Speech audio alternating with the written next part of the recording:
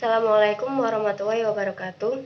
Halo teman-teman, kami dari kelompok 5 akan menjelaskan tentang materi instrumen non-tes dalam penelitian pendidikan.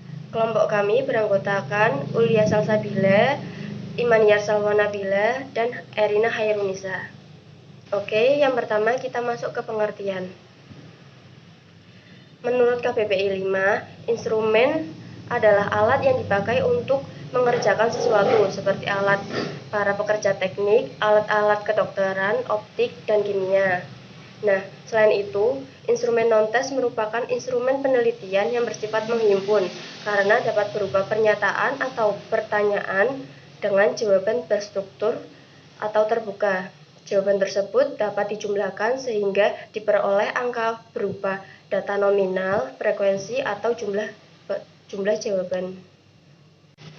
Selanjutnya, macam-macam instrumen non-tes. Yang pertama yaitu angket atau kuesioner. Menurut Zainal Arifin, angket adalah instrumen penelitian yang berisi serangkaian pertanyaan atau pernyataan untuk menjaring data atau informasi yang harus dijawab responden secara bebas sesuai dengan pendapatnya. Menurutnya, angket terdiri dari dua bentuk, yaitu angket terstruktur dan angket tak struktur. Angket terstruktur yaitu angket yang menyediakan beberapa kemungkinan jawaban yang meliputi 3 bentuk. Yang pertama yaitu bentuk jawaban tertutup. Pada setiap pertanyaan sudah tersedia berbagai alternatif jawaban. Yang kedua, bentuk jawaban tertutup, tetapi pada bagian terakhir diberikan alternatif jawaban secara terbuka untuk memberikan kesempatan pada responden menjawab secara bebas. Yang ketiga, bentuk jawaban bergambar, memberikan jawaban dalam bentuk gambar. Yang B yaitu angket tak struktur, yaitu angket yang memberikan jawaban secara terbuka. Responden bebas menjawab pertanyaan tersebut. Angket ini dapat memberikan pemahaman yang lebih mendalam, tetapi kurang dapat dinilai secara objektif. Jawaban tidak dapat dianalisis secara statistik sehingga kesimpulannya hanya merupakan pandangan yang bersifat umum. Yang kedua yaitu daftar cek atau checklist. Daftar cek merupakan suatu daftar yang berisi subjek dan aspek-aspek yang diamati. Melalui daftar cek, peneliti dapat mencatat tiap-tiap kejadian penting. Daftar cek memiliki manfaat untuk membantu peneliti dalam mengingat apa yang harus diamati. Daftar cek juga memberikan informasi kepada stakeholder, namun peneliti juga harus mempertimbangkan kemungkinan perilaku penting lain yang belum tercangkup dalam daftar cek. Dengan kata lain, peneliti tidak perlu terlalu kaku dalam menggunakan daftar cek. Selanjutnya, yang ketiga, interview atau wawancara. Wawancara menurut Creswell adalah pedoman yang berisi tentang uraian penelitian yang biasanya dituangkan dalam bentuk daftar pertanyaan agar proses wawancara dapat berjalan dengan baik.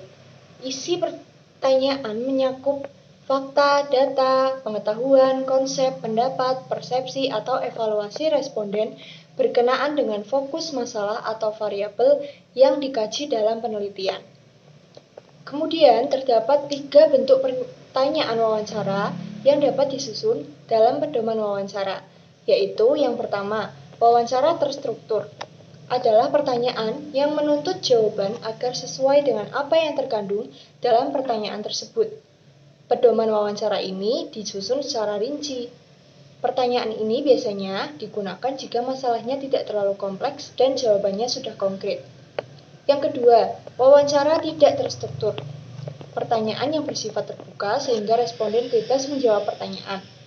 Pedoman wawancara hanya memuat garis besar yang akan ditanyakan.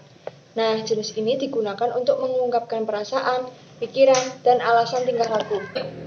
Kemudian, wawancara campuran. Pertanyaan yang menuntut jawaban campuran terdiri dari terstruktur dan bebas.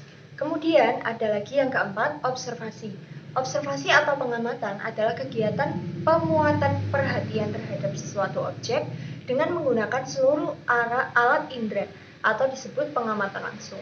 Nah, penelitian observasi dapat dilakukan dengan tes, angket, rekaman gambar, dan rekaman suara. 5. Dokumentasi. Menurut Zainal Arifin, Dokumen merupakan bahan-bahan tertulis, misalnya silabus, program tahunan, program bulanan, program mingguan, rencana pelaksanaan pembelajaran, catatan pribadi siswa, dan juga yang lainnya. Dokumen dapat juga berbentuk dokumen yang terkait dengan kondisi lingkungan sekolah, data guru, data siswa, dan organisasi sekolah. Kemudian, bentuk instrumen dokumentasi terdiri dari dua macam, yaitu pedoman dokumentasi yang memuat garis-garis besar atau kategori yang akan dicari datanya, dan checklist yang memuat daftar variabel yang akan dikumpulkan datanya. Pada pedoman dokumentasi, peneliti cukup menuliskan tanda centang dalam kolom gejala, sedangkan pada checklist, peneliti memberikan tali pada setiap permunculan gejala. Yang keenam yaitu catatan anekdot atau anecdotal records. Catatan anekdot biasanya digunakan dalam teknik observasi. Menurut Margono, catatan ini digunakan untuk mencatat gejala-gejala khusus atau luar biasa menurut urutan kejadiannya. Penggunaan catatan anekdot dalam pendidikan banyak memberikan keuntungan kepada pendidik atau guru. Di antaranya adalah yang pertama, pengamatan dapat bersifat terbuka. Pengamat dapat mencatat apa saja tentang apa yang dilihatnya tanpa dibatasi hanya satu macam perilaku khusus. Yang kedua, pengamat dapat menangkap hal-hal yang tak terduga pada saat kejadian. Pencatatan dilakukan nanti setelah pembelajaran usai, sehingga tidak mengganggu aktivitas guru. Yang ketiga, pengamat dapat melihat dan mencatat tingkah laku khusus dan mengabaikan perilaku yang lain. Kemudian yang ketujuh adalah catatan berkala. Catatan ini biasa digunakan dalam teknik observasi. Menurut Margono, pencatatan dilakukan menurut urutan waktu munculnya suatu gejala, tetapi tidak dilakukan secara terus-menerus, hanya pada waktu tertentu, dan terbatas pada jangka waktu yang ditetapkan pada pengamatan. Yang kedelapan adalah peralatan mekanis atau mechanical device. Menurut Margono, peralatan mekanis digunakan untuk merekam proses observasi, wawancara, atau kegiatan penelitian yang lain. Peralatan mekanis yang biasa digunakan untuk meliput yaitu kamera dan recorder. Adapun keuntungan yang dapat diperoleh bagi seorang peneliti yang menggunakan peralatan mekanis dalam penelitian kuantitatif. Yang pertama, dapat diputar kembali sewaktu dibutuhkan. Yang kedua, dapat diputar lambat-lambat untuk memungkinkan analisis yang diteliti tentang tingkah laku manusia, yang belum tentu dapat dilakukan dalam kegiatan normal. Yang ketiga, untuk orang perancang research, memberikan bahan-bahan yang berharga untuk mengembangkan problem-problem penelitian. Yang keempat, sebagai alat untuk memperbaiki kecermatan dan ketelitian observasinya. Kemudian, dalam menyusun instrumen disarankan untuk mengikuti langkah-langkah berikut. Yang pertama, analisis variabel penelitian. Menganalisis setiap variabel menjadi subvariabel, kemudian mengembangkannya menjadi indikator-indikator merupakan langkah awal sebelum instrumen itu dikembangkan. Yang kedua, menetapkan jenis instrumen.